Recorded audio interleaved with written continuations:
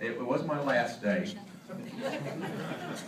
But Coach Gordon and Coach Troll were giving it to him. They were saying things like, "Oh, it's Labor Day. Let's not let him work hard today. Let him go home, Coach. Let's not make him work hard."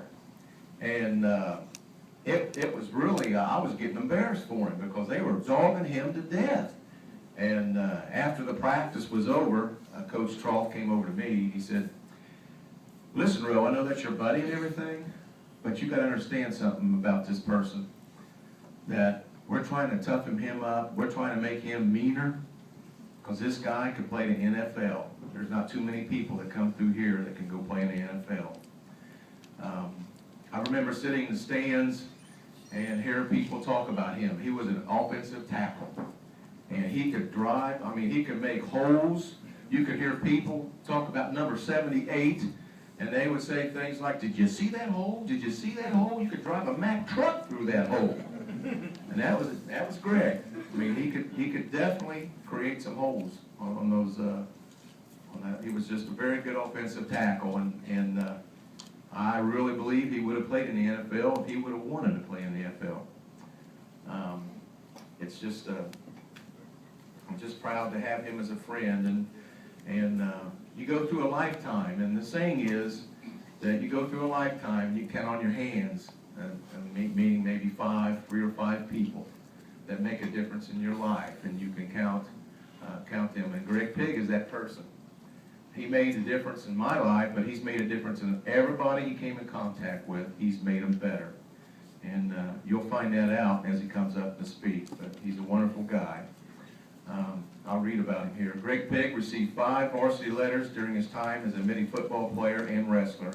Greg attained several awards as an offensive lineman in football, including captain 2 times All-GMC, Golden Triangle, first team, All-District, and being named outstanding lineman. He was also selected to play in a prestigious Ohio North-South All-Star game in Canton, Ohio.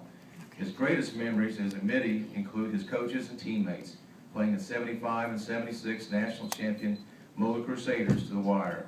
In 1977, Greg also finished as second-place heavyweight wrestler in the Tough GMC and received a full athletic scholarship to Hillsdale College.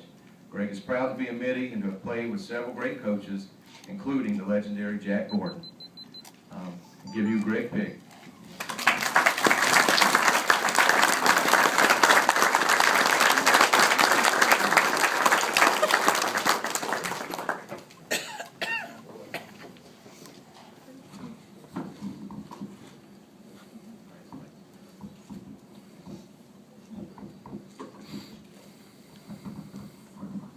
Wow, what an honor. What a presenter. It's an awesome feeling to be up here with my best friend in the world presenting me, and he's also a Middie Hall of Famer, so, what better feeling.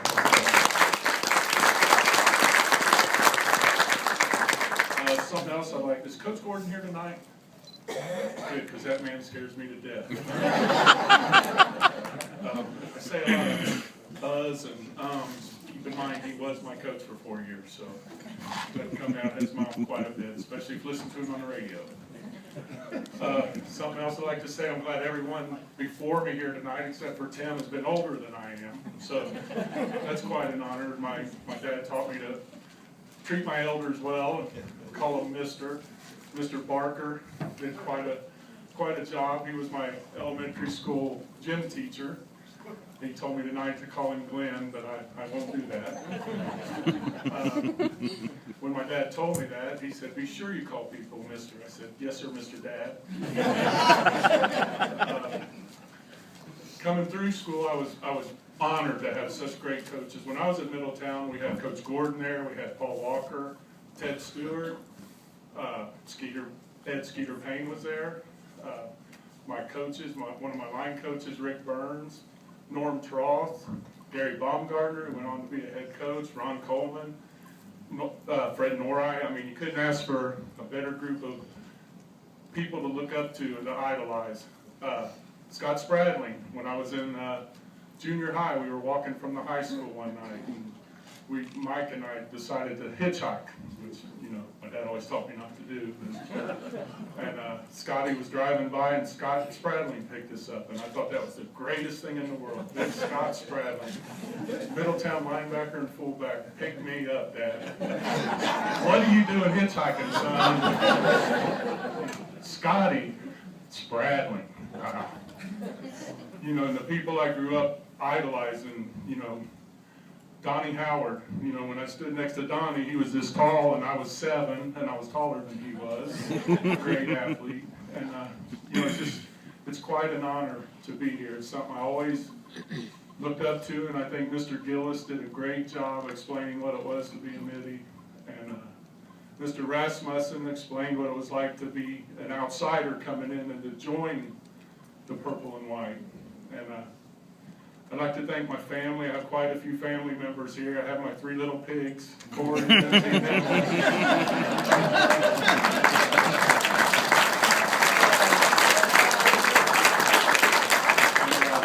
mom is here, my mother-in-law and father-in-law, and all my in-laws. I'm very proud of my family, and I'd be distraught not to mention the memory of my wife, who I shared many things with for 28 years, and she left us, but I know tonight that she's got purple and white lining on up in heaven. Thank you.